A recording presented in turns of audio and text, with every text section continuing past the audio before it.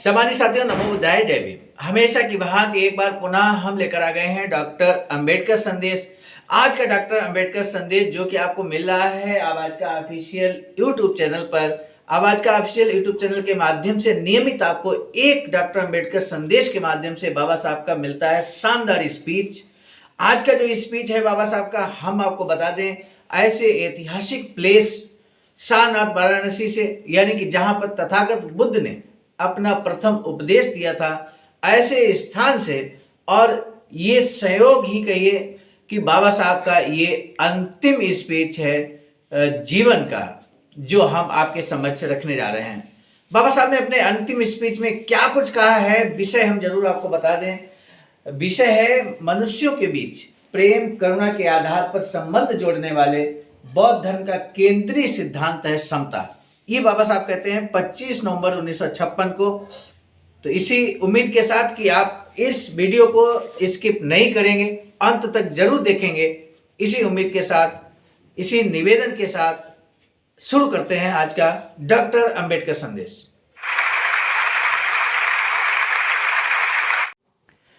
घृणा को घृणा से खत्म नहीं किया जा सकता, बल्कि इसे प्रेम से ही खत्म किया जा सकता है, जो कि एक प्राकृतिक सत्य है। तथागत बुद्ध के इस सुंदर से विचार के साथ बाबा साहब कहते हैं कि बौद्ध धर्म विश्व शांति के लिए बेजोड़ है, और बौद्ध धर्म के अनुयायियों को ये समझना चाहिए कि ये न केवल अपने आप को स्वतंत्र करने के लिए काम करेगा, बल्कि सामान्य रूप से ये आपके देश और विश्व के उन्नयन का प्रयास करेगा।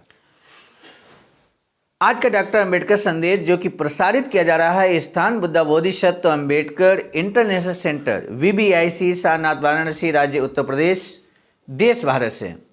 विषय मैंने आपको पहले ही अवगत कराया है, मनुष्यों के बीच प्रेम करुणा के आधार पर संबंध जोड़ने वाले बौद्ध धर्म का केंद्रीय सिद्धांत है।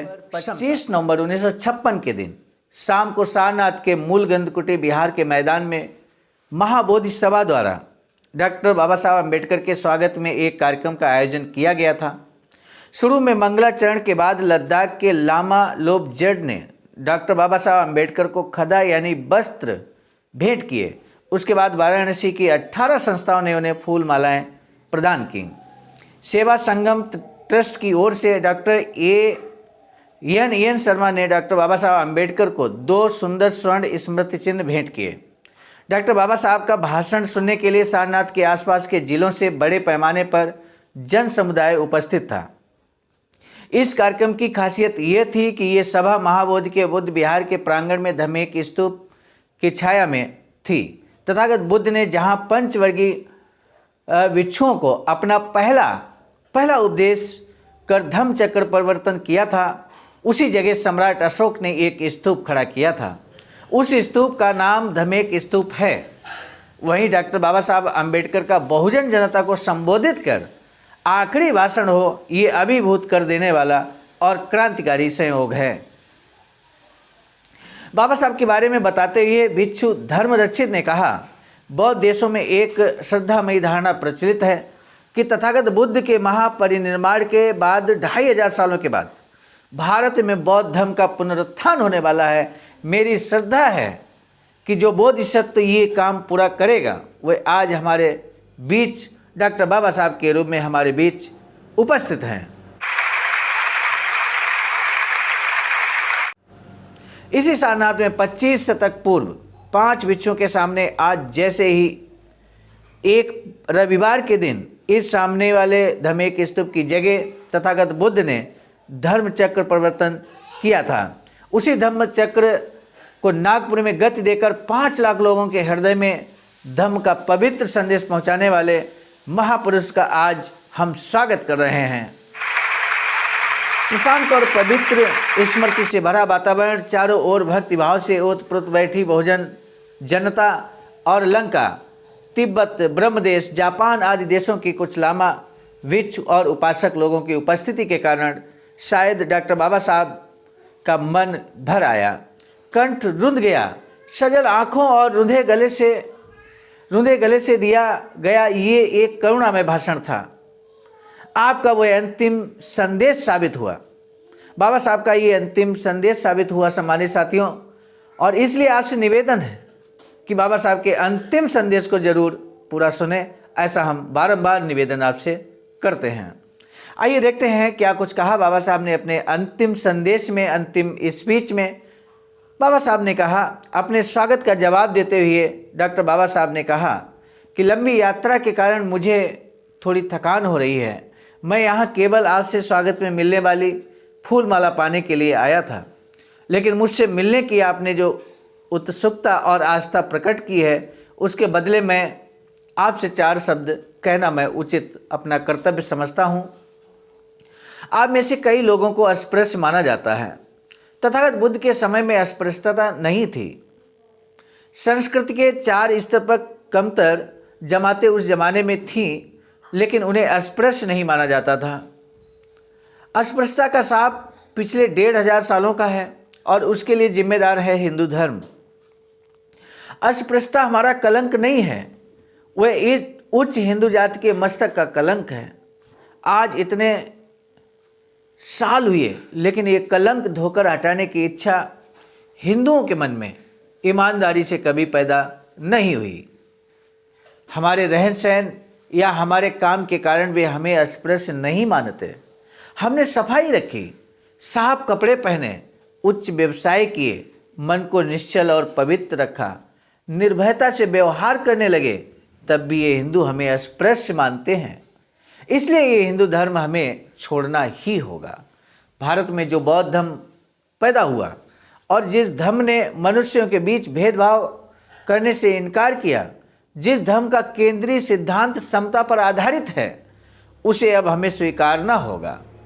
तथागत बुद्ध ने अपने धर्म की स्थापना दुनिया के दुखों का नाश करने के लिए की। अन्य धर्म भगवान और इंसान के बीच संबंध जोड़ने वाले हैं। मनुष्यों के आपसी संबंध प्रेम और करुणा के सिद्धांतों के सहारे जोड़ने वाला एक ही धर्म है, और वो है बौद्ध धर्म। बौद्ध धर्म बुद्ध ने अपने धर्माचरण का आदर्श संघ के रूप में दुनिया के सामने रखा। उस समाज में कोई जात पात का भेदभाव नहीं है। समंदर में मिलने वाली नदी जिस प्रकार समंदर के साथ एक सार हो जाती है, उसी प्रकार बुद्ध के समाज में जातियां समाप्त होकर एक रूप हो जाती हैं। आज 1500 सालों से हिंदू समाज में सुधार आएगा, उसमें समता आएगी, थोड़ी अकल आएगी। इसका हम गांव की सीमा से बाहर बैठे इंतजार कर रहे हैं, लेकिन किसी के दिमाग में सुधार का ख्याल नहीं आया। किसी ने हमें गांव के अंदर नहीं बुलाया। उल्टे धर्म के नाम पर हमारे साथ ज़्यादा से ज़्यादा अन्याय अत्याचार होने लगे। कोई कहते हैं कि समता भारत के लिए अज्ञात थी। पिछली शताब्दी में ही यहाँ समता के बारे में कानाफूसी शुरू हुई है। हो सकता है धीरे धीरे हिंदू धर्म में भी सुधार आएगा और वह समता को स्वीकार करेगा। हिंदू धर्म में सुधार आएगा, यह एक भ्रम है। बाबा साहब कहते हैं, इतिहास गवाह है कि 2500 साल पहले तथागत बुद्ध ने समता का उपदेश भारत को दिया था, लेकिन इस देश ने उस उपदेश को ही दबा देने की निष्ठा भरा काम जानबूझकर किया और उसके ठीक विरुद्ध विषमता आधारित और कुछ खास वर्गों के हित के लिए हिंदू धर्म प्रभावशाली बनाया गया। जब तक हिंदू धर्म का पालन किया जाता है, तब तक इस देश से सामाजिक विषमता हटेगी नहीं। हिंदू धर्म द्वारा बौद्धिक स्तर पर भले जितने भी उदात्त सिद्धांतों की घोषणा की जाए, उनका आचार, वर्ण, जात पात, अस्पृश्यता जैसी विषमता भरा ही होता है। चतुर्वर्ण उसकी रीढ़ है। इसलिए हिंदू धर्म का त्याग करने के अलावा आपके सामने और कोई रास्ता नहीं है। बाबा साहब 25 नवंबर 1956 को ये बात सारनाथ में कहते हैं। आप बौद्ध होंगे तो बंधु मानने वाले कुछ लोग इस दुनिया में आपको मिलेंगे। आज हमारे देश में जो अन्याय हो रहा है, उसके कारण हम बिलबिला रहे हैं, लेकिन हमें कहीं से सहानुभूति भरा साथ नहीं मिल रहा। क्यों? क्योंकि अन्याय करने वाले सभी हिंदू हैं और उन्हीं के कहे के अनुसार यहाँ का राजतंत्र काम करता है। आप बौद्ध बनेंगे तो विदेशी बौद्ध आपको अपना बंधु मानेंगे। आपकी आवाज़ का भी जवाब दिए बगैर नहीं रहेंगे। अंतिम शब्द, अंतिम लाइनें यहाँ बाबा साहब बहुत बड़ी बात कहते हैं। जब हम कहते हैं कि बाबा साहब का मिशन अधूरा, हम सब मिलकर करेंगे पूरा, यही है मिशन बाबा साहब का, जो बाबा साहब ने अपने अंतिम संदेश में कहा। मेरे साथियों, बाबा साहब ने कहा कि आप बौद्ध बनेंगे तो विदेशी बौद्ध आपको बंधु मानेंगे। भारत बौद्धमय हो, ऐसा बाबा साहब चाहते थे। अब बाबा साहब हमारे बीच नहीं हैं। जिम्मेदारी हमारे आपके कंधों पर है कि हम बाबा साहब की अधूरी इच्छा को पूरा करें। इन्हीं करुणामय संदेश के साथ आज का डॉक्टर अंबेडकर संदेश हम यहीं पर समाप्त करने की ओर अग्रसर हैं। आपने डॉक्टर अंबेडकर संदेश के लिए जो बहुमूल्य समय दिया है, उसके लिए हम तहे दिल से साधुवाद देते हैं। आपसे निवेदन है कि डॉक्टर अंबेडकर संदेश के माध्यम से हम नियमित तौर पर आपको बाबा साहब की स्पीचेज, अभी भी बहुत सारे स्पीच बाबा साहब के शेष हैं जो आप तक पहुंचाना है।